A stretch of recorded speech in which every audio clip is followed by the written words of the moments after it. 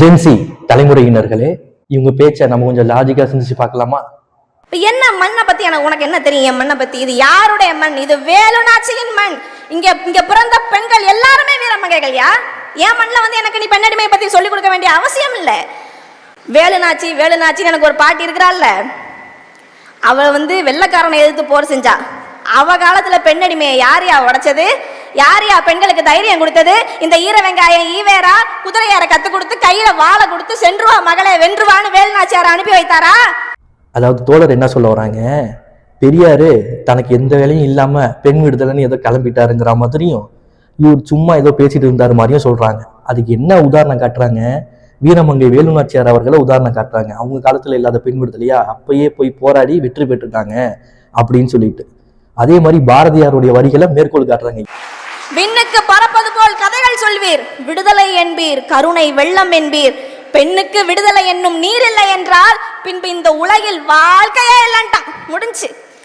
பெண்ணுக்கு விடுதலை நீர் இல்லைன்னா நான் இந்த உலகத்துல இருந்து என்னையா பிரயோஜனம்? பெண்ணுக்கு விடுதலை என்னும் நீர் இல்லை என்றால் இந்த வாழ்வதே வீண் அப்படிங்கிற மாதிரி நீங்க வந்து மேற்கோள் அவருடைய வரிகளை நீங்க வந்து மேற்கோள் காட்டுறீங்க. அப்போ 1796ஆம் ஆண்டு மறைந்த வீரமங்கை வேலுநாச்சியார் அவர்கள் மறைந்தார். 1882ஆம் ஆண்டு தான் பாரதி பிறக்கிறார். பாரதி பிறந்துட்டா ஆல்ரெடி பெண் விடுதலை எல்லாம் அடைஞ்சிட்டோம் அப்படின்னு தானே எழுதிருக்கணும். சுதந்திரத்துக்காக போராட்டம் நடந்துச்சு இல்ல, அப்பெல்லாம் வந்து ஏன் பெண் விடுதலைக்காக பேசினாரு, ஏன் கவிதை எழுதினாரு? சரி, ஓகே, பெண் விடுதலைக்காக வேண்டிய தேவை இருந்ததுனால தானே அவங்க எழுதியிருக்கிறாங்க.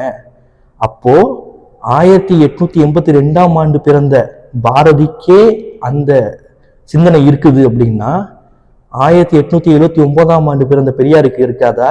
இருக்கக்கூடாதா? அப்ப அவர் பேசக்கூடாதா? அப்போ இன்னைக்கு நான் வந்து ஒரு அறையில இருந்து நான் எழுதிட்டு போயிடலாம் ஒரு 4 வரிகளை. அதை களத்தில் செயல்படுத்துவது எவ்வளவு பெரிய கஷ்டங்கிறது உங்களுக்கு தெரியுமா?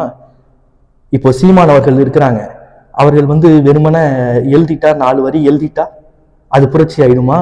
அது புரட்சிக்கு வழிவகுக்குமே தவிர்த்து அது புரட்சி ஆகாது. அப்போ களத்துல வரணும். பாரதியார் அவர்கள் மேற்கொண்ட எத்தனை போராட்டம், நீங்க வந்து பெண் விடுதலைக்கான போராட்டம் எத்தனை நீங்க அடுக்குங்க பார்ப்போம். பெரியார் சுயமரியாதை இயக்கம் ஆரம்பிச்சாரு, தொடங்கினாரு, சாதி ஒழிப்பு போராட்டம் நடத்தினாரு, எல்லாத்துக்கும் அவர் தனித்தனியா போராட்டம் நடத்தினார், மாநாடு போட்டாரு, பொதுக்கூட்டம் போட்டாரு, பத்திரிகை பிரச்சாரம் பண்ணாரு, டைரக்டா களத்துல நின்றாரு. தன்னுடைய இறுதி மூச்சு அடங்குற வரைக்கும் களத்திலே நின்று இறந்தவர் பெரியார். அதனால இந்த நாம் தமிழர் பிள்ளைகள் திராவிட கோட்டையை பார்ப்பன கடற்பாறையை கொண்டு வந்து இழுத்து விடலாம் என்று தப்பு கணக்கு போட்டு விடாதீர்கள் தம்பிகளே. அது என்னைக்குமே நடக்காது. ஜென்சி தலைமுறையினர்களை பக்குவமாக வளர்க்க வேண்டிய பொறுப்பில் நாங்கள் இருக்கிறோம். அதன்படி நாங்கள் வளர்ப்போம்.